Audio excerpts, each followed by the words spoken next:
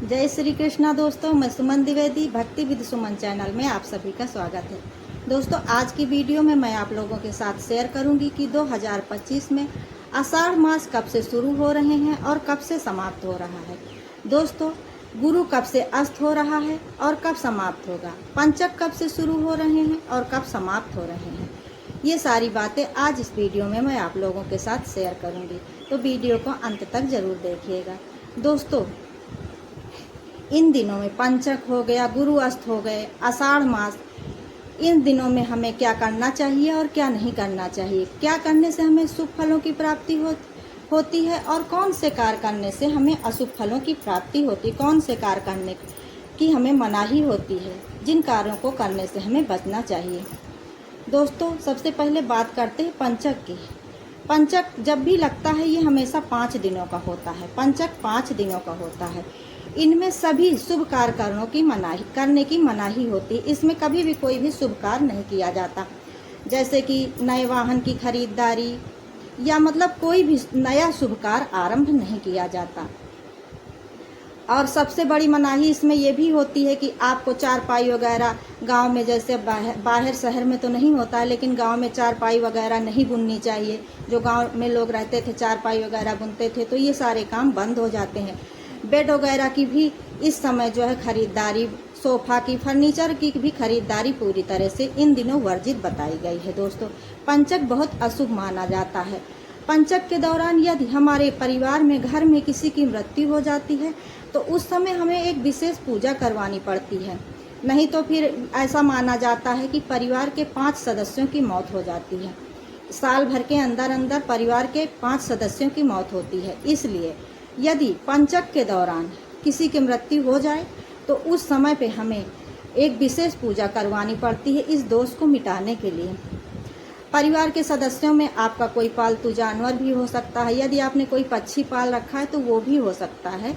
परिवार में उसकी भी गिनती मानी जाती है। यदि आपके घर में वो परिवार में रहता है, आपने उन्हें पाला है, तो ऐसा माना जाता है। तो इसलिए एक विशेष पूजा करवाई जाती है, जिससे ये दोष समाप्त हो जाता है। तो अभी 2025 में 16 जून से लेकर 20 जून तक पंचक शुरू हो रहे हैं। तो इन 5 दिनों में कोई भी शुभ कार्य नहीं करना चाहिए। कोई भी शुभ कार्य, चाहे कोई शुभ चीज़ों की, यहाँ तक कि सुहाग की कोई सामग्री, नई चीज़ खरीद कर नहीं पहनना चाहिए, बाजार से नहीं खरीदना चाहिए, मार्केट से। इन चीज़ों का ध्यान देना है। कोई भी शुभ कार्य नहीं करना है इस समय। कुछ भी आपने अगर सोचा है तो इन 5 दिनों के लिए आपको ये कार्य अवॉइड करना है, नहीं करना है। दोस्तों, ये 16 जून से लेकर 20 जून तक 2025 में शुरू हो रहे हैं। 20 जून को समाप्त हो जाएंगे। अब बात करते हैं गुरु अस्त की। दोस्तों, 12 जून से लेकर 9 जुलाई तक गुरु अस्त हो रहे हैं। लगभग 1 महीने के लिए गुरु अस्त हो रहे हैं। इस 1 महीने के, लगभग 1 महीने के लिए, 2-3 दिन कम नहीं, 1 महीने के लिए अस्त हो रहे हैं। तो इन दिनों में भी हर शुभ कार्य करने की मनाही होती है। कोई भी शुभ कार्य नहीं किया जाता। इन दिनों में बेटियों को भी, बहू बेटियों को भी ससुराल से मायके आने जाने की मनाही होती है। अगर ज़्यादा इमरजेंसी है तो कुछ नियमों का पालन करके, कभी कोई ज़्यादा इमरजेंसी हो गया कि अब जाना ही पड़ेगा, जाए बिना नहीं बीत रहा है, तो कुछ नियमों का पालन करके ही आप जा सकते हैं। अगर ज़रूरी नहीं है तो इन दिनों में आना जाना नहीं करना चाहिए। ससुराल से मायके में आने जाने की मनाही बताई गई है। अगर बहुत ज़रूरी है, कोई इमरजेंसी आ गई है, तो आपको विदाई के निमित्त, जैसे विदाई की तैयारी किया जाता है, विदाई के निमित्त जो जो चीज़ें होती हैं वो सब कुछ भी नहीं करना है। आप जैसे मायके से ससुराल जा रही हैं तो पैर में आलता नहीं लगाना है, श्रृंगार नहीं करना है, मायके से उपहार में नए वस्त्र, पैसे वगैरह कुछ नहीं लेना। साधारण तौर पर आपको जाना चाहिए। मतलब ऐसा नहीं लगना चाहिए कि आप विदा होकर तैयारी से जा रही। अगर इमरजेंसी है तो इन नियमों का पालन करके आप जा सकती हैं। और वहाँ से आते समय भी इन्हीं सब नियमों का पालन करना है। मायके से जाते समय जो मतलब पोंछा भरा जाता है चावल से, अनाज से, या हमारे यहाँ बहन बेटियों को अनाज वगैरह दिया जाता है, सब चीज़, चावल, दाल, आटा, ये भी दिया जाता है विदाई के समय नई नई बेटियों को। तो इन चीज़ों को अवॉइड करना है। आपको साधारण तौर से जाना है, यदि जाना आवश्यक हो तो, वरना नहीं जाना चाहिए। किसी का बच्चा है, मुंडन नहीं हुआ है तो उसको भी लेके नहीं आना जाना चाहिए कहीं पर। दोस्तों, मुंडन संस्कार हो गया, घर की नींव भरना, नया प्लाट खरीदना, नया वाहन खरीदना, गृह प्रवेश, शादी विवाह, मतलब सारे ही शुभ कार्य इस समय वर्जित बताए गए हैं। तो कोई भी शुभ कार्य गुरु अस्त के दौरान आपको नहीं करना है। इन चीज़ों को आपको विशेष ध्यान देना है कि ये सारे कार्य गुरु अस्त हो रहे हैं तो आपको बिल्कुल भी नहीं करना चाहिए। दोस्तों, अब शुरू हो रहा है आषाढ़ मास। आषाढ़ मास शुरू हो गया है। शुरू क्या हो रहा है? शुरू हो गया है 12 जून से। तो अब आषाढ़ मास में देवशयनी एकादशी आती है, जब देव सोते हैं। 4 महीने के लिए श्री हरि विष्णु जी सो जाते हैं, अपना कार्यभार शंकर भगवान को सौंपकर वो सो जाते हैं। इन 4 महीनों में भी शुभ कार्यों को करने की मनाही होती है। इन 4 महीनों में भी आप जितने शुभ कार्य हैं, जैसे अभी हमने जितने भी बताए हैं, वो कोई भी शुभ कार्य नहीं करने चाहिए इन 4 महीने में भी। कोई नया व्रत भी आपको इन दिनों में नहीं, गुरु अस्त के दौरान भी और इन दिनों में यदि आप कोई व्रत नया शुरू करना चाह रहे हैं तो इन दिनों में आपको, इन 4 महीनों में आपको उसकी शुरुआत नहीं करना है। जो व्रत आप कर रहे हैं वो तो आप कंटिन्यू करते रहेंगे। यदि कोई त्यौहार आ जाता है तो वो भी चलता रहेगा, लेकिन जैसे कोई मतलब आपको नया करना है, कुछ भी नया करना है, आपको नया कोई व्रत उठाना चाह रहे हैं तो वो सब आपको नहीं करना है। आषाढ़ मास के दौरान विष्णु भगवान की पूजा आराधना, उनके मंत्रों का जाप, उनके मंदिर जाना, घर में उनकी पूजा करना विशेष फलदायी माना गया।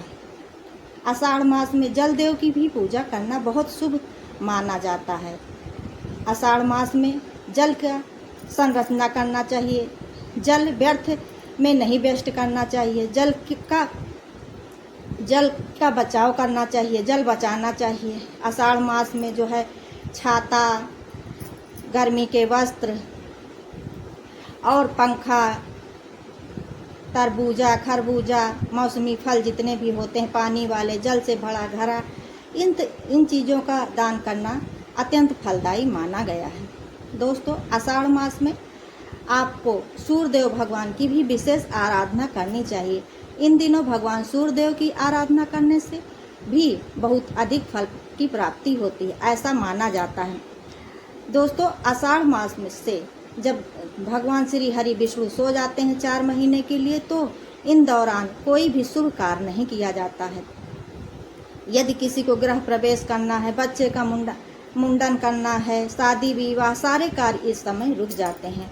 अब किसी को यदि मान लो जो रेगुलर काम है, जो होते हैं, मतलब नया नहीं शुरू करना। जैसे कोई पूछने लगता है कि बर्थडे मना सकते हैं। हाँ, बर्थडे मना सकते, उसमें कोई, वो तो आप पहले से मनाते आ रहे हैं। बच्चे का बर्थडे है, जन्मदिन है, तो वो तो निश्चित समय पर ही पड़ेगा, निश्चित तिथि पर ही पड़ेगा, तो उसको आप मना सकते हैं, उसकी मनाही नहीं है। लेकिन कुछ नया नहीं शुरू कर सकते हैं, जैसे कि आपको मैंने बता ही दिया है वीडियो में, तो वो सारे काम आपको नहीं करना है। इन जो है, जब गुरु अस्त हो रहे हैं, अगर हो सके तो इन 4 महीनों में भी, गुरु अस्त के दौरान भी और 4 महीनों में भी आपको मार्केट से सुहाग की कोई नई सामग्री नहीं लानी है।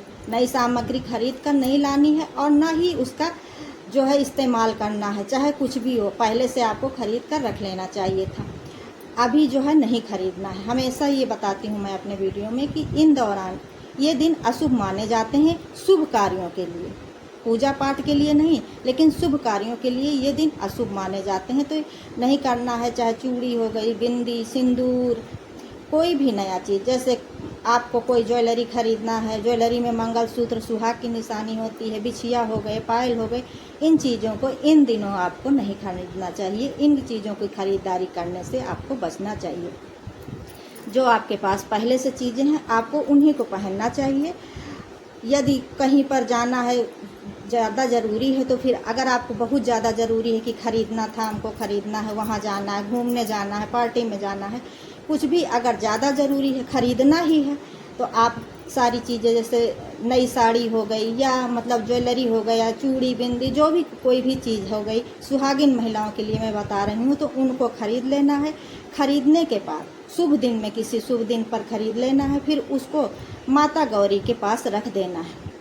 एक तरह से उनको धारण करवाना है, उनके पास रख देना है। फिर उनसे उनके पास से उठाकर ही धारण करना है। किसी कन्या को पहनाकर धारण कर सकते हैं, लेकिन डायरेक्ट लाकर आप मार्केट से नहीं पहन सकते। अगर ज़रूरी है तो आप इन नियमों का पालन करके ये कार्य कर सकते हैं, वरना नहीं करना चाहिए। दोस्तों, आषाढ़ मास में तुलसी की पूजा करना भी विशेष फलदायी है। तुलसी की पूजा तो हमारे घरों में हिंदू धर्म में सुबह शाम डेली होती है। सुबह जल चढ़ाया जाता है, धूप दिखाया जाता है, शाम को दीपक भी प्रज्वलित किया जाता है। लेकिन कुछ महीने, कुछ दिन ऐसे होते हैं जिनमें तुलसी माता की पूजा विशेष फलदायी मानी जाती है। कि जैसे कि आप कहते हैं ना कि आम दिनों में, जैसे हम साधारण दिनों में पूजा पाठ करते हैं तो उसका हमें साधारण फल प्राप्त होता है। लेकिन यदि हम किसी शुभ साहित्य में, शुभ तिथि है, महासंयोग बन रहे हैं, उस समय हम पूजा पाठ करते हैं तो उसका फल हमें अनंत गुना प्राप्त होता है। जिस तरह से मतलब साधारण दिनों के मुकाबले कई गुना बढ़ चढ़कर हमें मिलता है। इसलिए जो लोग डेली पूजा नहीं कर पाते हैं, विधि विधान से व्यस्त हैं, बिजी हैं, नौकरी कर रहे हैं, डेली विधि विधान से पूजा नहीं कर पाते हैं, तो वो शुभ दिनों को, अगर कोई भी शुभ मौका आता है, महासंयोग आता है, तो उसमें पूजा पाठ कर, बढ़ चढ़कर पूजा पाठ करते हैं। उस मौके का भरपूर फ़ायदा उठाते हैं, वो चूकते नहीं हैं, क्योंकि उन्हें पता है कि हम डेली नहीं कर पाते हैं, तो इन दिनों में करके हमें विशेष फल प्राप्त करना होता है। इसलिए इन दिनों में तुलसी माता की पूजा विशेष फलदायी मानी जाती है। इन दिनों पे आप उनको सुहाग की सामग्री अर्पित कर सकते हैं और चुनरी अर्पित कर सकते हैं। विधि विधान से उनकी पूजा करें, उनके मंत्रों का जाप करें, और जो है उनकी तुलसी पूजा में परिक्रमा बहुत ज़रूरी होती। डेली यदि आप सुबह जल चढ़ाते हैं, माता को धूप दिखाते हैं, तो भी आपको परिक्रमा करनी चाहिए। और शाम को यदि आप दीपक जलाते हैं तो भी आपको परिक्रमा अवश्य करनी चाहिए। तुलसी माता की परिक्रमा अवश्य करनी चाहिए, इस बात का ध्यान देना। क्योंकि अगर आप सब कुछ कर रहे हैं, जो ज़्यादा चीज़ है, जो ज़्यादा मतलब ज़्यादा टाइम लगता है या ज़्यादा मतलब तैयारी, ज़्यादा मेहनत है, वो काम हम सारा कर लेते हैं। लेकिन थोड़ा थोड़ा अगर हम गलती कर देते हैं तो इसीलिए हमको उसका संपूर्ण फल प्राप्त नहीं होता है। और सावधानी भी रखना है कि पूजा पाठ के दौरान हमें गलतियां भी नहीं करनी है, क्योंकि शुभ दिनों में, अच्छे दिनों में जैसे हमें पूजा पाठ करने से अधिक फल प्राप्त होता है, इसी तरह अगर हम गलती करेंगे तो उसका अशुभ फल भी हमें कई गुना बढ़ चढ़कर मिलता है। इसीलिए कोई व्रत त्यौहार हो तो माना जाता है कि इन दिनों गलती से भी गलती नहीं करना, नहीं तो इसका फल हमें अधिक, अशुभ फल हमें अधिक भोगना पड़ेगा। शुभ दिनों में यदि बताया जाता है कि कोई आपके दरवाजे आ गया है तो उसको दीजिए, दान पुण्य करिए, ऐसे भगाना नहीं है, उसकी जो है अवहेलना नहीं करना, मतलब अनादर नहीं करना है, अपने दरवाजे से भगाना नहीं है। गर्मी का दिन चल रहा है, इन दिनों में अगर कोई आपके दरवाजे आ जाता है तो उसे ठंडा जल पिलाइए, हो सके तो आप उसको मीठा शरबत पिलाइए। ये महापुण्य का काम है, जल का दान महादान। आप उसको जो है अपने बैठाइए, घर के अंदर नहीं तो लान होगा, दरवाज़ा होगा गांव में, वहाँ पर बैठाइए, जल पिलाकर ही भेजिए, ठंडा जल, मीठा शरबत पिलाइए। फिर उसको आप अपने श्रद्धा और सामर्थ्य के अनुसार जो हो सके, कोई ब्राह्मण पंडित लोग भी आ जाते हैं या कोई ज़रूरतमंद असहाय लोग भी आते हैं, तो उनको जो है कुछ देकर ठंडा जल पिलाकर आपको भेजना चाहिए। ऐसे जो है भगाना नहीं चाहिए, कभी भी नहीं भगाना चाहिए अपनी श्रद्धा और सामर्थ्य, वो उनके कर्म है। बहुत लोग क्या कहते हैं कि जो है अरे ये हम देंगे तो ये ले जाके ये कर लेंगे, वो कर लेंगे। हमारा कर्म है, भगवान ने हमको इस लायक बनाया है कि हम उनको दे सकते हैं, तभी वो आज हमारे दरवाजे आए हैं, तो आप उनको दीजिए। वो उनका कर्म है कि वो आपके दरवाजे आज मांगने आए हैं, तो वो अपना कर्म कर रहे हैं और आप अपना कर्म करिए। और बाकी क्या होगा क्या नहीं होगा वो उसकी चिंता आप मत कीजिए। उसकी चिंता करने के लिए भगवान हैं, वो दोनों लोगों को देख रहे हैं, उनसे कुछ भी नहीं छिपा है, तो उसकी चिंता वो करेंगे। आपको उसकी चिंता करने की ज़रूरत नहीं, वो अपना कर्म करेंगे और आप अपना कर्म करिए। अगर सभी लोग ये सोच लें कि अरे वो बुरा है, वो अपना अच्छा करिए, बस अपना देखिए कि हम अच्छा कर सकते हैं, किसी को कोई सुधार नहीं सकता है। आप कितनी भी कोशिश कर लें, आप बहुत कोशिश करेंगे, बहुत परेशान होंगे, बहुत ज़्यादा कोशिश करेंगे, किसी की गलत आदत है कोई भी, तो हम ये देखते हैं कि थोड़े दिनों के लिए वो कोशिश करके आप के कहने पर कोशिश करके थोड़े दिनों के लिए वो लगेगा कि हाँ थोड़ा सुधार रहा है, सुधरने की कोशिश कर रहा है, लेकिन बाद में कुछ दिनों के बाद फिर वो जैसे का तैसा हो जाएगा, वो सुधरेगा नहीं, क्योंकि उसको भगवान ने वैसा ही बनाया है। तो कोई किसी के लिए यहाँ पर सुधरता नहीं है। तो इसलिए आप इसके लिए परेशान मत होइए, अपने कर्म कीजिए।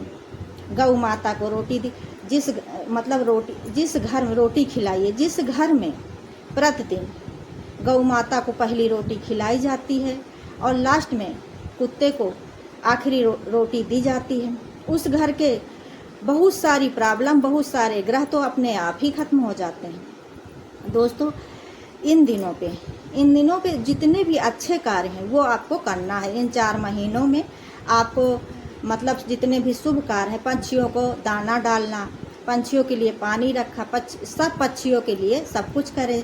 जानवरों को जो है, कुत्ता है, गाय है, ये सब इन दिनों पितरों की पूजा करना, पितरों की पूजा करना भी बहुत बड़ा पुण्य का काम माना जाता है। इन दिनों पूजा पाठ करने से, इन 4 महीनों में पूजा पाठ करने से, पितरों के निमित्त पूजा पाठ करने से, व्रत करने से, श्रद्धा भाव से अगर उनके प्रति आप कुछ भी करेंगे, तो वो कोई भी पूजा पाठ कुछ भी करेंगे, तो इस समय पितृ दोष हो गया, आपके पितृ जो है प्रसन्न होंगे और आपको सुख समृद्धि का आशीर्वाद देंगे। इस समय पितरों का जो है बहुत ज़्यादा फलदायी होता है, पितरों के लिए कुछ करना। तो आप इस बात का भी ध्यान देना है कि पितरों के लिए पूजा पाठ। सत्यनारायण भगवान का दिन विष्णु भगवान तो सो जाते हैं, अपना सारा कार्यभार भगवान शंकर को, भोलेनाथ को सौंप कर 4 महीने के लिए वो सो जाते हैं। फिर देवशयनी एकादशी के दिन सोएंगे आषाढ़ मास में, फिर देव उठनी एकादशी, देव उठान एकादशी जो भी आप लोग कहते हैं, उस दिन 4 महीने की निद्रा के बाद श्री हरि विष्णु जी उठते हैं। तब से फिर से सभी मांगलिक और शुभ कार्य आरंभ हो जाते हैं। सारे लोग बहुत खुश होते हैं। दीपावली की तरह देव उठनी एकादशी का विशेष महत्व बताया गया है। देव दिवाली होती है इस दिन, देवता लोग स्वर्ग लोक में दिवाली मनाते हैं और हम लोग भी हर जगह दीपक जलाते हैं। लगभग उतना नहीं करते, लेकिन लगभग दिवाली की तरह ही हम लोग भी इस दिन पूजा पाठ करते हैं और दीपक जलाते हैं। भगवान विष्णु के उठने की खुशी में तुलसी पूजा होती है, तुलसी वो श्री विष्णु भगवान शालिग्राम के साथ जो है तुलसी माता की पूजा होती है, विशेष तैयारी की जाती है। उनके उठने से पहले ही इन चीज़ों की तैयारी मन में रहती है कि अब ये सारी चीज़ें करना है। सभी शुभ मांगलिक कार्य होते हैं। विष्णु भगवान और माता तुलसी का विवाह होता है शालिग्राम के अवतार में। तो 4 महीने के बाद सभी मांगलिक कार्य फिर से शुरू हो जाते हैं, लेकिन 4 महीने के बाद 4 महीने के लिए सभी मांगलिक कार्य बंद हो जाएंगे। तो इन दिनों आपको कोई भी शुभ कार्य नहीं करना है। इन चीज़ का आपको अगर आपका बच्चा छोटा है तो उसका विशेष ध्यान देना है। मुंडन नहीं हुआ है, अभी झालर हैं, पेट के बाल हैं अभी, तो उनको जो है गर्भ के बाल, सिर पर जो होते हैं गर्भ के बाल, उनको जो है नहीं निकलवाना है। और छोटे बच्चे का मुंडन नहीं हुआ तो किसी भी नई जगह पर ज़्यादा नहीं ले जाना। गंगा स्नान वगैरह भी बिना मुंडन के बच्चे को नहीं कराना चाहिए। कोई धार्मिक बड़ा स्थल है तो वहाँ पर भी बच्चे को लेकर मुंडन के पहले नहीं जाना चाहिए। इस समय भगवान विष्णु की आराधना करें, उनके मंत्रों का जाप करें और मन लगाकर खूब पूजा पाठ करें और तुलसी माता की पूजा करें, भगवान सूर्यदेव की पूजा करें, जल देव की पूजा करें। दोस्तों, सत्यनारायण की कथा कहें, भगवान सत्यनारायण की कथा इन 4 महीनों में करना बहुत लाभकारी है, बहुत पुण्यदायी है। इस समय पे विष्णु भगवान की जितनी ज़्यादा हो सके पूजा आराधना करनी चाहिए, सूर्यदेव की आराधना करनी चाहिए। विष्णु भगवान के साथ ये ध्यान रखना है कि हो सके तो दोनों लोगों की जब भी पूजा करें, माता लक्ष्मी को साथ में ज़रूर विराजमान करें। साथ वाली प्रतिमा ना हो तो खरीद लें, क्योंकि विष्णु भगवान यदि माता लक्ष्मी के साथ रहते हैं तो अधिक प्रसन्न रहते हैं। कहीं पर भी अगर दोनों लोग, कभी भी लक्ष्मी माता की पूजा होती है तो भी विष्णु भगवान अवश्य होना चाहिए उनके साथ में। अगर विष्णु भगवान है तभी माता लक्ष्मी मन लगा के आपके घर में अस्थायी निवास करेंगी। यदि विष्णु भगवान की आप पूजा नहीं करते, उनको अकेले अपने घर में बुलाते हैं, तो आप सोचिए कि आपको भी अपने पति के बिना कहीं पर भी ज़्यादा दिन रहना अच्छा नहीं लगता, घूम टहल के लौट जाएंगे। कि हमको जाना है, हमारे पति वहाँ अकेले, हमारे बच्चे अकेले हैं, उसी तरह माता लक्ष्मी तो देवी हैं, वो कहाँ रह सकती हैं विष्णु भगवान के बिना। तो इसलिए दोनों लोगों को जब भी पूजा करें विष्णु भगवान की करें तो फिर मतलब जो है लक्ष्मी माता को साथ में अवश्य रखें, और लक्ष्मी माता की करें तो भगवान श्री हरि विष्णु को भी साथ में अवश्य रखें। किसी भी भोलेनाथ की पूजा करते हैं आप, जो है शिवलिंग की पूजा करते हैं आप, घर में शिवलिंग रखे हैं यदि, तो शिव परिवार की एक तस्वीर लाकर शिवलिंग के पास अवश्य रखें। तो देखिएगा कि आपको पूजा का अधिक फल प्राप्त होगा, आपको दिखाई देने लगेगा। ऐसे तो ठीक है, शिवलिंग की पूजा करने से तो फल प्राप्त होगा ही शुभ फलों के, लेकिन उससे भगवान अति प्रसन्न होते हैं, बहुत सुखी रहते हैं, क्योंकि परिवार के साथ कोई भी रहता है कहीं पर भी तो ज़्यादा सुखी रहता है। तो गौरी शंकर की पूजा करें, उनके पूरे परिवार की पूजा करें शिवलिंग के साथ साथ। ये भी ध्यान रखना है कि घर में शिव परिवार की तस्वीर ला के अपने शिवलिंग के पास रखिए, फिर देखिए आपको खुद ही दिखाई देगा असर कि क्या फ़ायदा हो रहा है आपको। दोस्तों, यदि ये जानकारी आप लोगों को पसंद आई हो तो वीडियो को लाइक शेयर कमेंट ज़रूर करें, और ऐसी ही ज्ञानवर्धक और धार्मिक जानकारियों एवं कथा कहानियों के लिए चैनल को सब्सक्राइब करें। धन्यवाद।